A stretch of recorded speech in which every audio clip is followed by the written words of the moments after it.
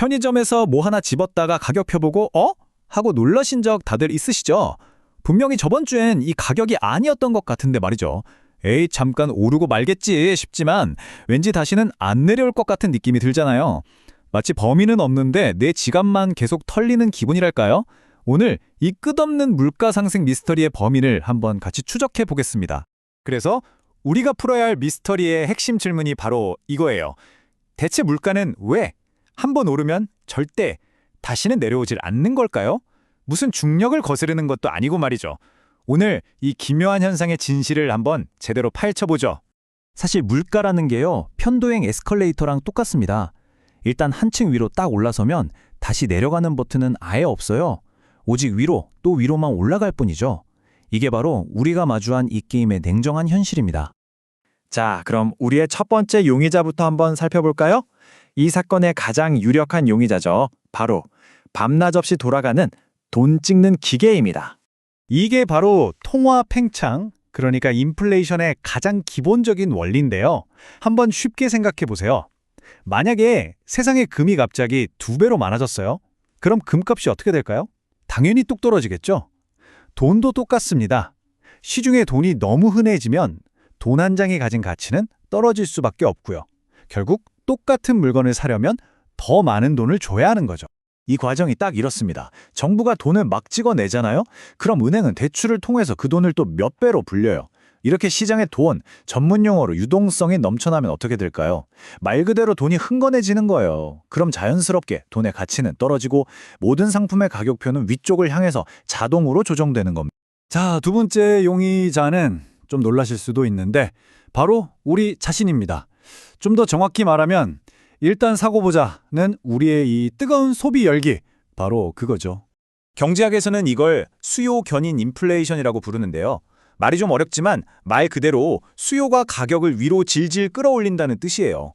마치 한정판 운동화가 발매되는 날을 한번 떠올려 보세요. 사려는 사람은 1000명인데 신발은 딱 100켤레밖에 없다? 그럼 가격이 어떻게 될지는 뭐 불 보듯 떠나잖아요. 바로 그 현상이 경제 전체에서 일어나는 겁니다. 기업들 입장에선 이런 거죠. 가격 좀 올려도 어차피 다들 줄 서서 사지 않을까? 맞아요. 문 밖에 살 사람이 잔뜩 줄을 서 있는데 굳이 가격을 내릴 이유가 없는 거예요. 오히려 언제 더 올리지? 하고 기회만 엿보게 되는 거죠. 자, 이제 세 번째 용의자를 만나볼 시간입니다. 이건 앞선 불보다 훨씬 더 복잡한 녀석인데요. 바로 애초에 물건을 만드는 비용 자체가 비싸지는 현상입니다. 이걸 비용 인상 인플레이션이라고 해요. 이번에는 사람들이 뭘 사고 싶어 하는 거랑은 상관이 없어요. 그냥 빵을 만드는 데 들어가는 밀가루값, 가게 전기세, 배달비 이런 것 자체가 올라버린 거죠. 그럼 빵집 사장님 입장에서 손해볼 순 없으니까 당연히 그 오른 비용을 빵 가격에 고스란히 더할 수밖에 없는 겁니다. 바로 이런 것들이 주범인데요. 예를 들면 기름값 같은 에너지 비용이 막 치솟고 전 세계적으로 물건을 실어나르는데 문제가 생기고 당연히 일하는 사람들의 인건비도 오르고요. 이런 기본적인 비용이 한번 딱 오르고 나면 가격 인상은 거의 영구적이 되고요. 우리는 가격 에스컬레이터의 다음 층에 갇히게 되는 겁니다. 자, 지금까지 용의자들을 살펴봤는데 이 모든 녀석들을 하나로 묶어주는 눈에 보이지 않는 공범이 있습니다. 바로 우리 모두의 머릿속에 들어있는 기대 심리라는 유령이죠. 이게 마치 톱니바퀴처럼 맞물려서 돌아가거든요. 한번 보세요. 일단 다른 이유로 물가가 오르기 시작하죠. 그러면 직원들은 앞으로도 계속 오르겠구나 싶어서 월급 올려달라고 요구한단 말이에요. 그럼 기업은 높아진 인건비를 감당해야 하니까 또 상품 가격을 올리죠. 결국 물가는 오를 거야 라는 우리 모두의 기대 자체가 스스로를 실현시키는 예언이 되어버리는 거예요. 이 톱니바퀴는 오직 위로, 한 방향으로만 돌아갑니다. 자, 이제 이 수사의 가장 충격적인 반전과 마주할 시간입니다. 우리가 지금까지 범죄라고 생각하고 쫓아온 이 물가 상승이 사실은 의도된 것이었다면 여러분 믿으시겠어요? 바로 이겁니다. 이게 충격적인 진실인데요. 정부나 중앙은행에게 진짜 공포는 물가가 오르는 인플레이션이 아니에요. 오히려 물가가 내려가는 디플레이션입니다. 아니 왜 물가가 계속 내려갈 거라고 생각하면 사람들이 나중에 사야지 하면서 아무도 돈을 안 쓸 거 아니에요? 그럼 경제 전체가 그대로 꽁꽁 얼어붙어 버립니다. 그들에게 디플레이션은 경제 지옥이나 마찬가지예요. 그렇다면 결론은 딱 하나입니다. 어느 정도의 완만한 인플레이션은요, 이 시스템의 오류나 버그가 아니라 애초부터 내장된 기본 기능이라는 거예요.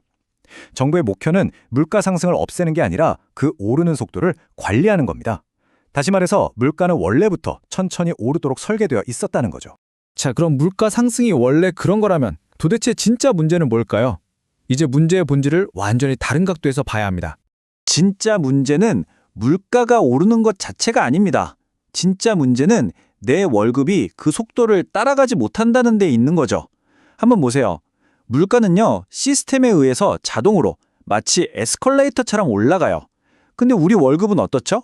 그건 자동이 아니잖아요. 내가 직접 내 두 발로 계단을 막 뛰어 올라가야 쌓이고 협상해야 겨우 오를까 말까 하죠. 이게 핵심입니다.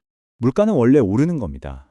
언젠가 내려가겠지 하고 기다리는 건 이 게임의 규칙을 전혀 모른다는 뜻이에요. 그래서 이제 우리가 던져야 할 진짜 중요한 질문은 바로 이겁니다. 나는 과연 이 게임의 룰을 제대로 이해하고 있는가? 이 규칙을 이해하는 그 순간부터 여러분은 더 이상 이 흐름에 끌려다니지 않고 어떻게 하면 주도적으로 내 자산을 지킬 수 있을지 고민하게 될 겁니다.